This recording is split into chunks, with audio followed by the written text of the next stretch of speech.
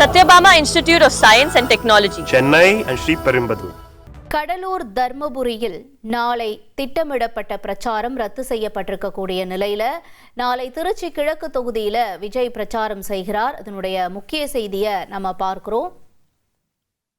தவிக தலைவர் விஜய் திருச்சி கிழக்கு தொகுதியில நாளைக்கு பிரச்சாரம் செய்கிறார். விவரங்களோடு செய்தியாளர் மணிகண்டன் இணைந்திருக்கிறார். மணிகண்டன் வணக்கம். தொடர்ந்து விவரங்களை பதிவு செய்யுங்க மணிகண்டன். தமிழக வெற்றி கழக தலைவர் விஜய் இந்த தேர்தல் பரப்புரையில கிட்டத்தட்ட 2 நாட்களுக்கு முன்பாக பரப்புரை செய்த நிலையில நேற்று பெரம்பூர்ல இருக்கக்கூடிய அக்கட்சியுடைய பணிமனைக்கு சென்று அங்கிருந்த பொதுமக்கள் உள்ளிட்டோரை சந்தித்திருந்தார்.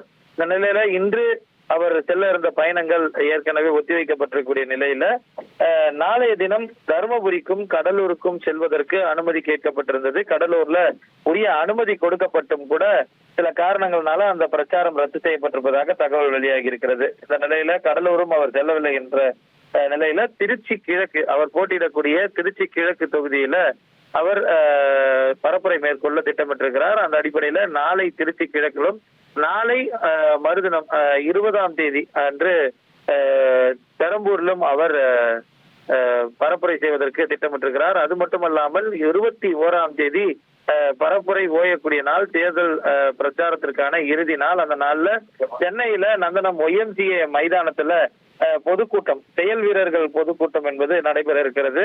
இந்த கட்சி முதல் முறையாக தேர்தலை சந்திக்கக்கூடிய நிலையில கட்சியுடைய பணிகள், தேர்தல் நாள்ல செய்யக்கூடிய பணிகள் உள்ளிட்டவற்றை அறிவுரைகளாக ஆலோசனைகளாக வழங்க கட்சியுடைய மாநில நிர்வாகிகள் தலைமையில செயல் வீரர்கள் கூட்டத்தையும் கூட்டுவதற்கு முடிவு செய்யப்பட்டிருக்கிறது.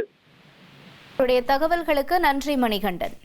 Satyabama Institute of Science and Technology, Chennai and Sriperumbudur.